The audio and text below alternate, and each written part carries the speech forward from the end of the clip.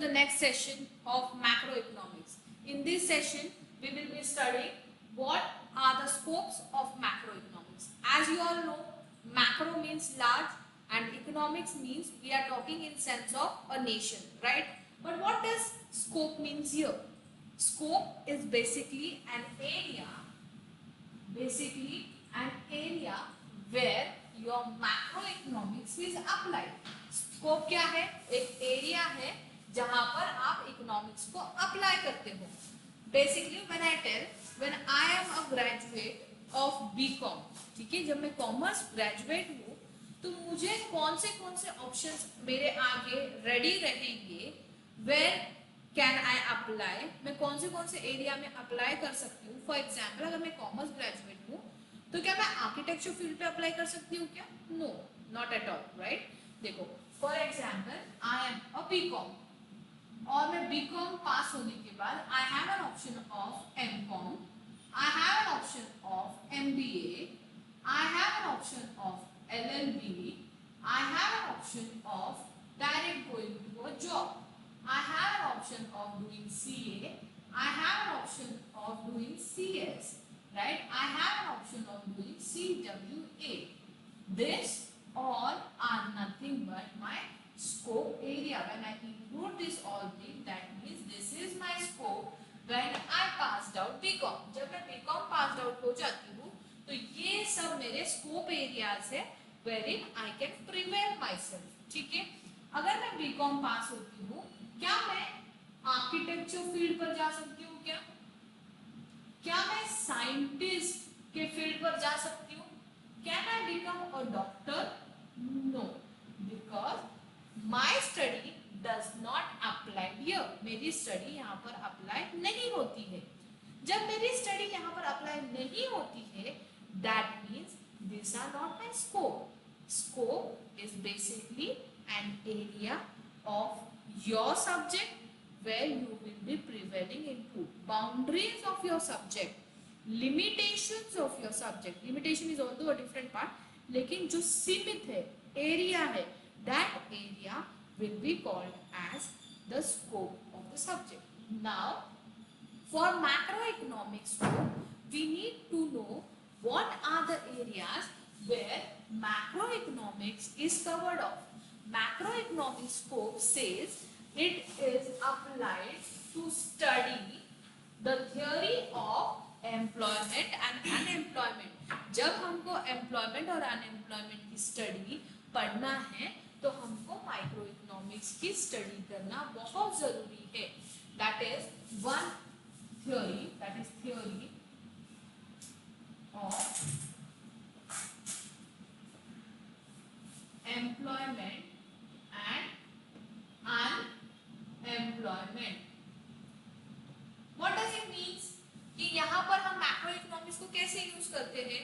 यहाँ पर जब हम स्टडी ऑफ मैक्रो एम्प्लॉयमेंट करेंगे, स्टडी ऑफ अनएम्प्लॉयमेंट करेंगे इन एन इकोनॉमी, तो हमें पता होना चाहिए, हमें उसके पहले ये पता होना चाहिए कि इकोनॉमी में जॉब अवेलेबिलिटी कितनी है, इकोनॉमी में कितने लोग एम्प्लॉयड है, इकोनॉमी में कितने लोग एम्प्लॉयड नहीं है, why they are not employed, what are the reasons they are not employed. अगर वो एम्प्लॉयड हो गए हैं तो what is their pay scale, is their pay scale good to satisfy themselves या to satisfy their family.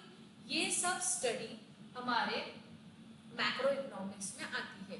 Macro economics में और एक स्टडी क्या होती है कि जब आप मैक्रो एम्प्लॉयमेंट और अनएम्प्लॉयमेंट पढ़ते हो तो there are certain economist who has said कि एम्प्लॉयमेंट और अनएम्प्लॉयमेंट का जो हम स्टडी करते हैं उस स्टडी में हमको लोगों का कंजम्पशन लेवल पता होना चाहिए, लोगों का सेविंग लेवल पता होना चाहिए, लोगों का एम्प्लॉयमेंट, लोगों का एक्सपेंसेस लेवल पता होना चाहिए.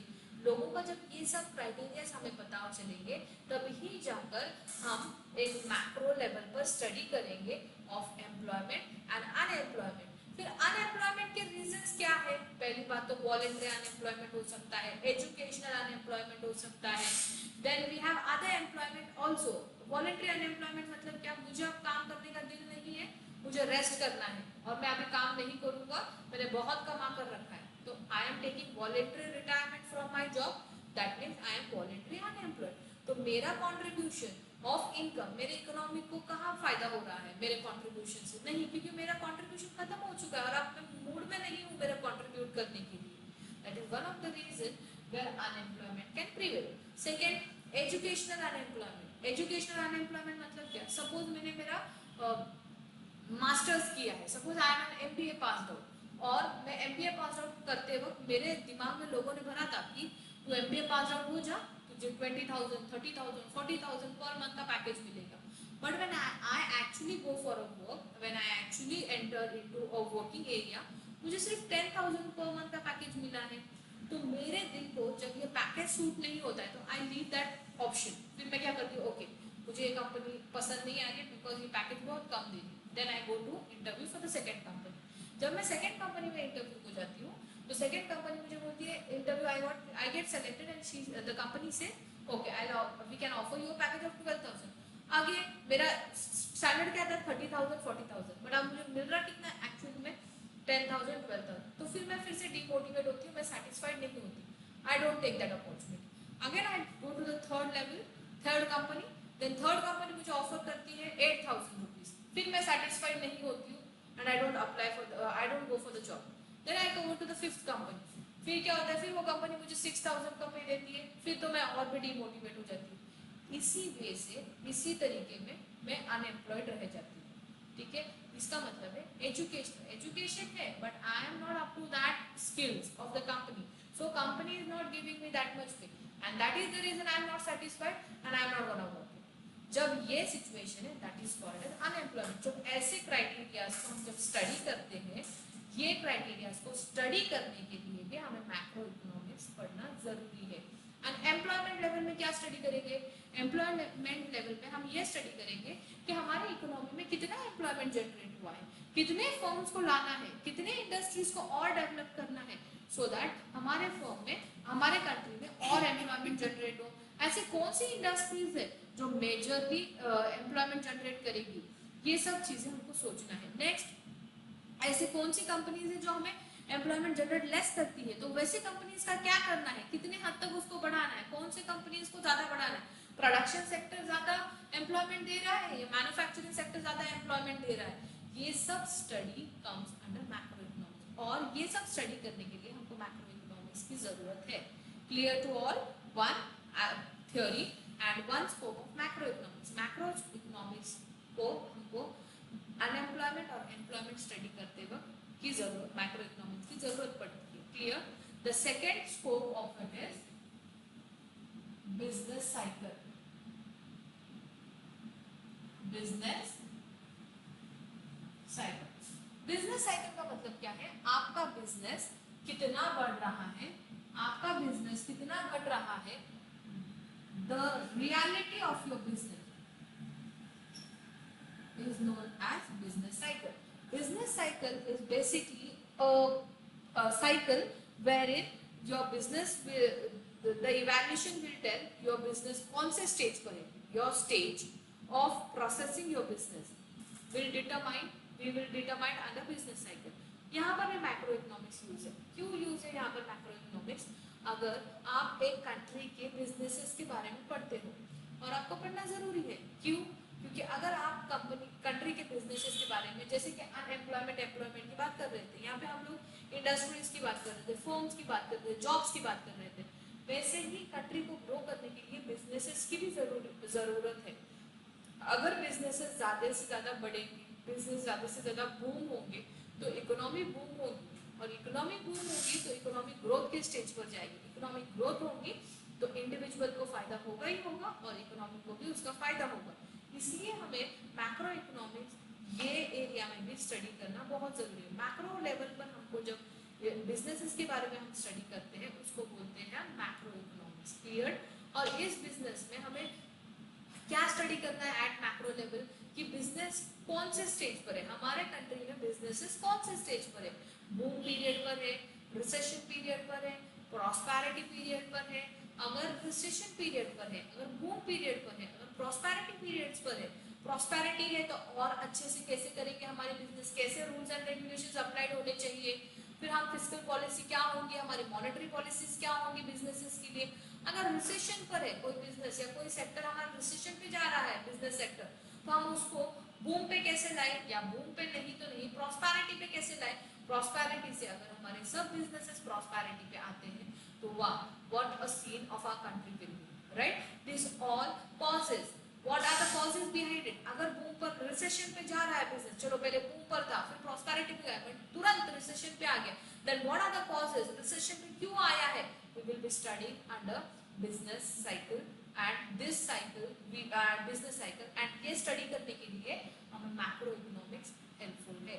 इसलिए बिजनेस साइकिल को जब हम स्टडी करते हैं तो it is also considered as one of the scope for macro economics. Clear.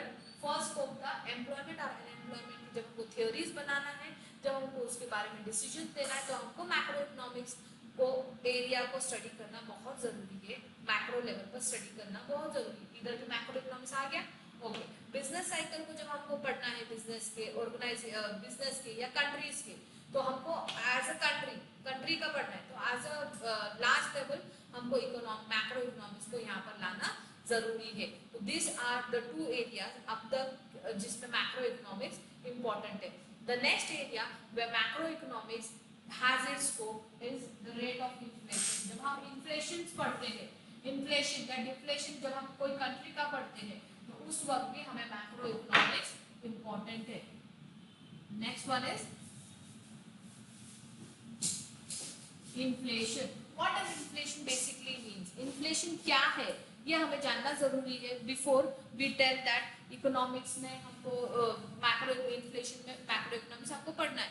But macro inflation है क्या? Inflation my dear student is a period, ऐसा पीरियड है जहां पर, ये ऐसा पीरियड है जहां पर आपका इनकम स्टेबल है, इनकम स्टेबल है, प्रोडक्ट प्राइस गोइंग हाई, ठीक है, product price going high and individual can't by the product, individual का बाइंग कैपेसिटी रिड्यूस होता है। क्या हो जाता है? इंडिविजुअल का बाइंग कैपेसिटी। जब ये तीन सिचुएशन प्रिवेल करते हैं इकोनॉमी में, at that time we tell in the economy there is an inflation. Inflation means सिर्फ प्राइस बढ़ते रहेगा चीजों का और आपका इनकम नहीं बढ़ेगा। तो आप प्रोडक्ट का प्राइस बढ़ रहा है, आपका इनकम नहीं बढ़ रहा है, तो आप परचेस कर पाते हो क्या वो चीज को? नहीं कर पाते हो। That is the way, sorry that is the scenario which is called as inflation. ठीक है, फिर मैक्रो इकोनॉमिक्स यहाँ पर इसका स्कोप क्या है? सी, इन्फ्लेशन को पढ़ते वक्त इन्फ्लेशन कितना लेवल का हुआ है, क्या लेवल पर हुआ, ये इन्फ्लेशन हम सिर्फ इंडिविजुअल लेवल पर नहीं पढ़ते, ये इन्फ्लेशन हम economy as a whole level पर पढ़ते हैं।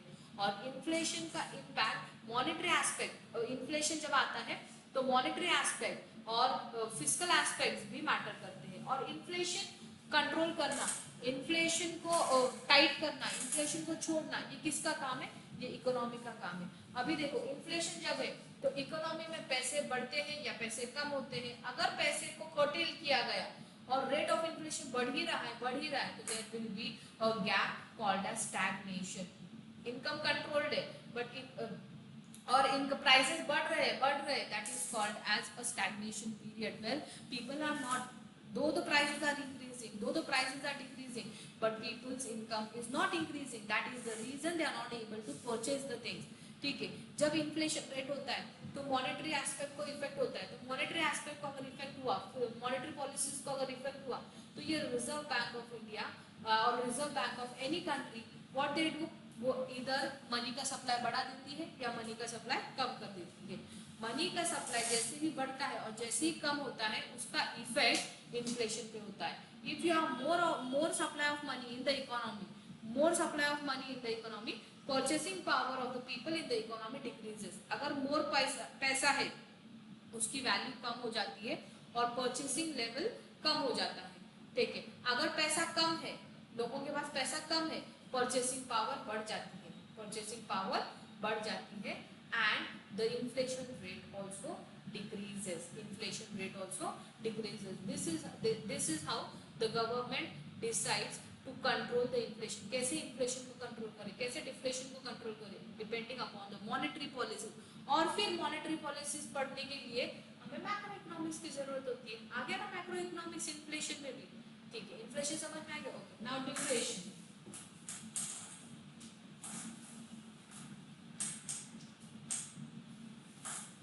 What does deflation mean? Opposite to it. Deflation का मतलब है प्रोडक्ट की प्राइस कम कम होते जा रही है, प्रोडक्ट की प्राइस कम कम होते जा रही है, but then too we don't have money to buy. Inflation मतलब प्रोडक्ट की प्राइस बढ़ रही है, हमारा पैसे स्टैग्नेंट है, ठीक है, और हम वो परचेस नहीं कर पा रहे। डिफ्लेशन में प्रोडक्ट की प्राइस कम हो रही है, पर उसके साथ साथ हमारे पास अनएम्प्लॉयमेंट प्रिवेल करता है, या फिर नो एम्प्लॉयमेंट, या और हमारी इनकम सोर्स डिक्रीज हो जाती है। For example in this Covid situation में प्रोडक्ट की प्राइसेस तो बढ़ गई, बट सर्टेन टाइम्स क्या हुआ है, कुछ एरिया में प्रोडक्ट की प्राइस कम हो गई है, बट देन टू हम बाय कर सकते हैं क्या वो चीजों को? नो, बिकॉज हमारे घर पे इनकम जनरेशन ही नहीं है। इनकम जनरेशन नहीं है तो हम उसको खरीद सक रहे हैं क्या? नहीं। This is called as deflation, this is called as deflation, depression, recession, deflation, depression means product का price even though is going low, you are not able to purchase that product, you are not able to satisfy your needs। और इसके लिए भी आपको macro level पर study करना पड़ता है, कितने लेवल पर आपका कंट्री का डिफ्लेशन हो गया है, कितने लेवल पर रिसेशन चल रहा है, फिर रिसेशन को कैसे ओवरकम करे, फिर मॉनेटरी कौन सी पॉलिसीज लाए, लोन्स कितने सैंक्शन करे, कितना क्रेडिट कंट्रोल करे, कितना क्रेडिट को छोड़ दे। Again it comes to monetary policies, ठीक है। मॉनेटरी पॉलिसीज फिर बनाने के लिए हमें मैक्रो इकोनॉमिक्स का यूज करना पड़ता है। And again macro economics came under deflation. Understood this scopes? कितने स्कोप से फिल वक्त how many scopes I have explain you all. First scope was theory of unemployment and employment. Theory of employment और unemployment में आपको macro economics की knowledge होनी बहुत जरूरी है। आप एक इकोनॉमिक हो और आप अगर मैक्रो लेवल पर कुछ चीज पढ़ नहीं रहे हो और then you are applying the laws and the rules to the economy with respect to employment and unemployment, it will not satisfy your desired results. वो डिजायर्ड रिजल्ट्स बिल्कुल भी नहीं लाएगा। नेक्स्ट वाला है बिजनेस साइकिल। बिजनेस साइकिल का मतलब है कि बिजनेस आपके कितने कौन से पोजीशन पे है, कौन से स्टेज पर है, रिसेशन पर है, डिप्रेशन पे है, प्रॉस्पेरिटी पे है, बूम पर है। और इस बूम पर प्रॉस्पेरिटी में ये हमको इंडिविजुअल एस्पेक्ट से नहीं पढ़ना है, ये हमको मैक्रो एस्पेक्ट से पढ़ना है। और अगर हमको मैक्रो एस्पेक्ट से पढ़ना है तो हमको मैक्रो इकोनॉमिक्स यहाँ पर लाना जरूरी है। Next one, inflation. Inflation means what? The prices of commodities goes on increasing but your income remains the stable, so you are not able to purchase that product. और जब ऐसा सिचुएशन हो तो बिजनेस, ऐसा सिचुएशन होगा तो economy में monetary policies को लाना जरूरी है। मॉनेटरी पॉलिसीज लाने के लिए you again need to bring macro economics, macro study under your business cycles. Clear? Next sorry, under your inflation. Clear inflation part? Next one is a deflation. Deflation मैंने क्या बताया? Prices, even though the price of product goes on decreasing but हम purchase नहीं कर पाते। क्यों नहीं purchase कर पाते? क्योंकि हमारे पास पैसे ही नहीं होते, हमारा इनकम सोर्स बंद हो जाता है, we are unemployed. At this situation also government को कुछ क्रेडिट पॉलिसीज, फाइनेंशियल इंस्टीट्यूशन को क्रेडिट पॉलिसीज, बोरोविंग्स, ये इजी करना पड़ता है, रेट ऑफ इंटरेस्ट को लो करना पड़ता है। और ये क्यों लो करेंगे? अगर ये लो करते तो क्या एक बैंक का ही रेट ऑफ इंटरेस्ट लो होगा क्या? No, all the banks have to reduce their rate of interest। और जब all the banks reduce their rate of interest and reserve bank या फिर मॉनेटरी पॉलिसीज में अगर बताया गया क्रेडिट को इजी कर दो, that means all institutions with respect to your financial as well as with respect to your banking as well as other financial institution has to do it। so अगर ये आपको डिफ्लेशन के ऐसे policies लाना है तो आपको मैक्रो को यहाँ पर स्टडी में लाना होगा। Clear to this 4 points? Okay, now the further points, see next point is income growth, next point is income determination। income determination का मतलब क्या है? और ये लॉन्ग टर्म एस्पेक्ट है। ये इनकम डिटर्मिनेशन जो मैं बात कर रही हूँ ये लॉन्ग टर्म एस्पेक्ट है। ये लॉन्ग टर्म क्यों है? और ये कंटिन्यूस एस्पेक्ट है कि आप एक कंट्री का इनकम कैसे डिटरमाइन करते हो। आपको एक कंट्री का इनकम कैसे डिटरमाइन करना है? ठीक है। और ये कंट्री का इनकम डिटरमाइन करते वक्त भी हमें macro economics is important. Why it is important macro economics? जब हम किसी का इनकम डिटरमाइन करते हैं तो क्यों इम्पोर्टेंट है? क्योंकि जब हम इकोनॉमिक इनकम डिटरमाइन करते हैं तो हमें एम्प्लॉयमेंट को स्टडी करना है, राइट? एम्प्लॉयमेंट को जब हम स्टडी करेंगे तो वी नीड टू स्टडी कि उसमें प्रॉपर एम्प्लॉयमेंट कितना है एंड इम्प्रॉपर एम्प्लॉयमेंट कितना है, प्रॉपरली लोग कितना कर रहे हैं और इम्प्रॉपरली लोग कितना कर रहे हैं। Next one, we need to study unemployment level को हमको स्टडी करना होता है, क्योंकि अगर हम एम्प्लॉयमेंट लेवल से इनकम जनरेट कर रहे हैं तो हमें यहाँ से देखना है कि हमारा इनकम कितना नहीं आ रहा है। तो find out the percentage of unemployment, हमको अनएम्प्लॉयमेंट स्टडी करना जरूरी है। Next one what we have to study is the sources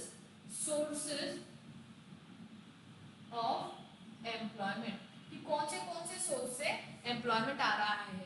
and we need to take income of all the sources.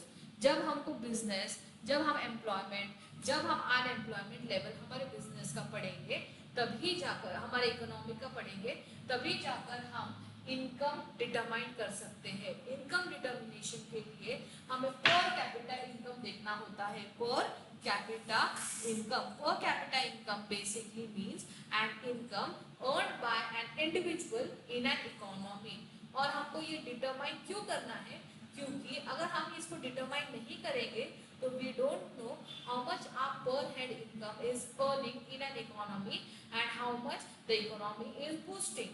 To analyze this all things, to understand this all things, we need to understand the income distribution. We need to understand the per capita income. And per capita income जानना क्यों जरूरी है? क्योंकि हमारा income properly distribute हो रहा है, properly determine हो रहा है या नहीं हो रहा है। One more aspect for determining income distribution. income का distribution कैसे हो रहा है?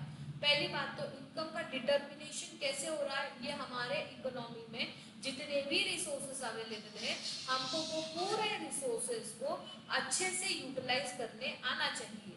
और प्रोफेसर्स एंड एक्सपर्ट सेज जब हम हमारे पूरे रिसोर्सेस को प्रॉपरली एम्प्लॉयड करते हैं, प्रॉपरली यूज करते हैं, तो हम एक प्रॉपर इनकम जनरेट कर सकते हैं इकोनॉमी में, क्योंकि हम अज्यूम कर सकते हैं कि हमारा पूरा पॉपुलेशन एम्प्लॉयड है। अगर हमारा पूरा पॉपुलेशन एम्प्लॉयड है तो हमारा पर कैपिटा इनकम भी प्रॉपर होगा, और हमारा पर कैपिटा इनकम प्रॉपर है तो हमारे सेविंग्स अच्छे से होंगे, इन्वेस्टमेंट अच्छे से होंगे, हमारे कंजम्पशन अच्छे से होंगे, and ultimately our standard of living will increase. And once our standard of living will increase, the economy is at a prosperous stage. Yes or no? Yes. This was what we need to study under income distribution. The next point what we are going to study under scope of macroeconomics is the growth of economics. क्या है? Growth. यहाँ पर भी हमको macro economics study करना बहुत जरूरी है। यहाँ पर भी हमारा मैक्रो इकोनॉमिक्स का स्टडी इन्वॉल्व होता है। कैसे इन्वॉल्व होता है मैक्रो इकोनॉमिक्स का स्टडी? यहाँ पर ये एक continuous and long term aspect है। growth of any economy is a continuous and a long term aspect. When I say it is a continuous, why it is continuous? देखो, जब कोई country growth पर आती है या ग्रोथ कर रही है तो उसको ऐसा लगता है कि नहीं अभी बहुत ग्रोथ हो गया, बस हो गया, मुझे और काम नहीं करना। ऐसा है क्या? नहीं। The country which is growing want to grow more and more and more. The country which is not growing is on the stage to how to grow and how to prosper. That is the reason I said it is a continuous process.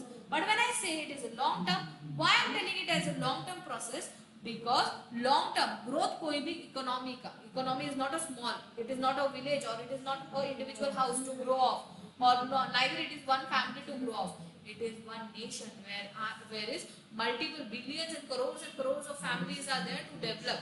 And once the crores and families will develop, that time only your economy will develop. When I say it is a long term process means ये एक छोटा period में growth होने वाला नहीं है। Economic growth ये इसको टाइम लगेगा, और इसको टाइम कैसे लगेगा? पहले चेक करना पड़ेगा इकोनॉमी में ग्रोथ करने के लिए हमारे इकोनॉमी में पैसे है क्या, हमारे इकोनॉमी में पैसे आ रहे हैं क्या, हमारे इकोनॉमी के रिसोर्सेज फुल्ली यूज्ड हो रहे हैं क्या। क्या हमारे बिजनेसेस प्रॉपरली वर्क कर रहे हैं क्या हमारे सर्विसेज प्रॉपरली कैरी ऑन हो रहे हैं क्या?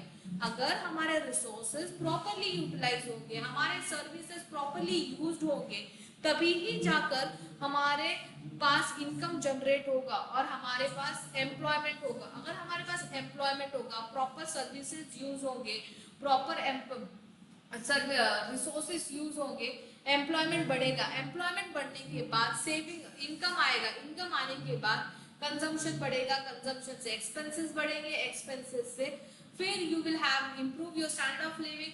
Once you improve your standard of living, your demand for your goods and services will ultimately increase. Once the demand for goods and services increase, you give a boost to the economy. कैसे economy को boost देंगे आप? क्योंकि जैसे ही आपका demand बढ़ जाता है, इकोनॉमी में प्रोडक्शन बढ़ जाता है। जैसे आपका डिमांड बढ़ जाता है, इकोनॉमी में प्रोडक्शन बढ़ेगा, और इकोनॉमी में प्रोडक्शन बढ़ेगा तो उसका सप्लाई भी ultimately, because you have a demand, तो आपकी वजह से इंडस्ट्रीज ने, आपकी वजह से मैन्युफैक्चरिंग सेक्टर्स ने प्रोड्यूस किया है, और आपके वजह से प्रोड्यूस किया है तो ultimately supply is prevailing in the economy. Supply तो इकोनॉमी में है, और सप्लाई है मींस आप जाएंगे, पैसे देंगे and you will purchase the things. Once you purchase these things as an individual and many other will purchase the things as an individual, the aggregate of it will give aggregation to the macroeconomic. This is how macroeconomics हमारे growth के लिए help होगा। और growth, अगर आप macroeconomics की study नहीं करोगे और तुम बोलोगे no it is a long term aspect and it has long term aspect and it is a continuous aspect and it has to grow, जब आप ऐसे बोलोगे तो माय डियर स्टूडेंट्स ये ग्रो नहीं होगा। क्यों? क्योंकि you need to work under a macro level. आपको एक मैक्रो लेवल की स्टडी इसके लिए जरूरी है। आप बोलोगे नहीं मैं सिर्फ मेरे घर का डेवलपमेंट सोचूंगा, मैं मेरे सिर्फ घर को डेवलप करूंगा तो नेशन जाके डेवलप होगा। No my dear good students, ये डेवलप बिल्कुल भी नहीं होगा, बिकॉज आपको जब ग्रोथ चाहिए इकोनॉमी का तो आपको मैक्रो इकोनॉमिक्स पढ़ना जरूरी है, और आपका मैक्रो का scope is a part of this. Clear to it? Okay, will continue this session, will continue the topic in the next session. Thank you.